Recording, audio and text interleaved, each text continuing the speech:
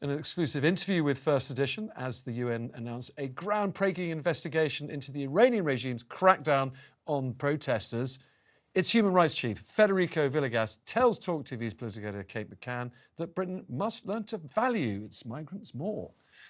And the government's invaders rhetoric is wrong, he says.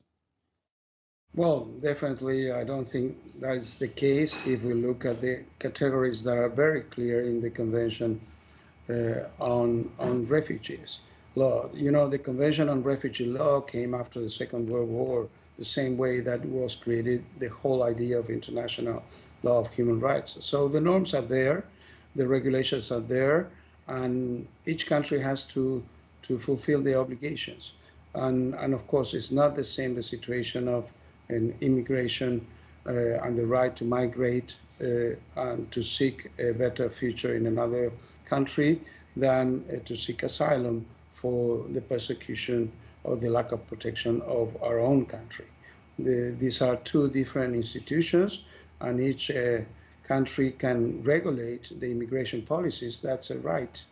But at the same time, they have to regulate the immigration policies according to human rights. And in addition, if there is a case of seeking asylum, they have a specific international law, which is the Convention on Refugees, and they have to fulfill those obligations. I think that we need to value migration and value diversity because they contribute to our own shaping of a society. And so I hope that all countries, the UK and all countries, can discover the importance of the value of migration and diversity to build a nation.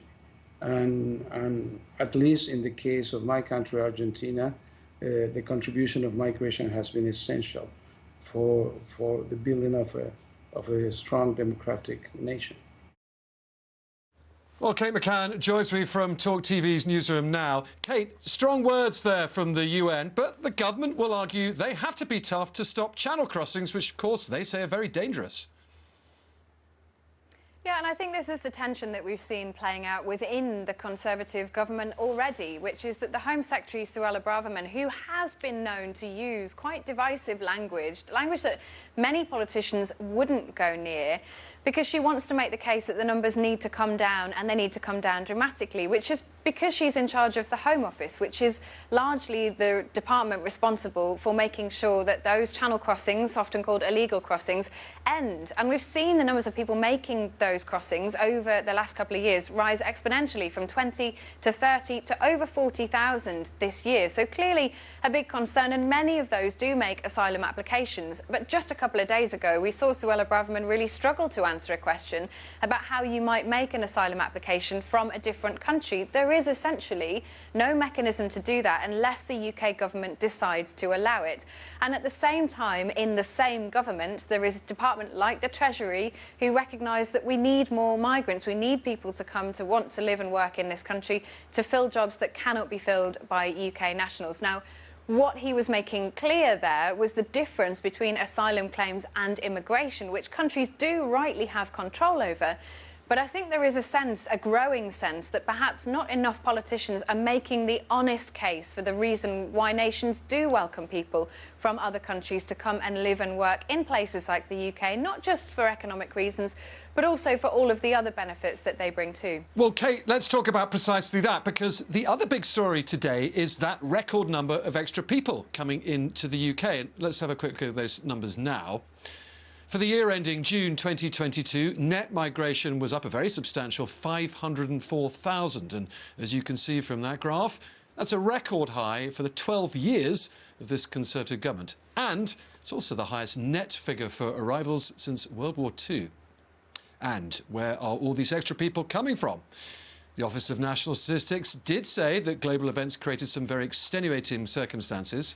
3 different refugee and humanitarian schemes saw a total of 140,000 people come here from Afghanistan, Ukraine and Hong Kong. But there was also a big increase in students, a total of 280,000 more coming to study, as well as 150,000 more people coming to work.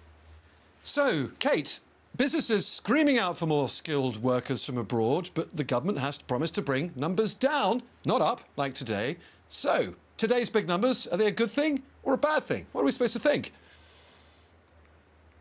Well, I think it depends what angle you look at this from, and that's always the case when it comes to stories about immigration. I mean, you just run through some of the numbers there, and there have been quirks in the data because of the end of COVID restrictions, which might have had an impact on the number of students, for example, which makes up a huge part of those numbers, as do the UK's decision to help people from Syria, Afghanistan and Ukraine come to this country, which have increased numbers beyond what we would normally expect to see.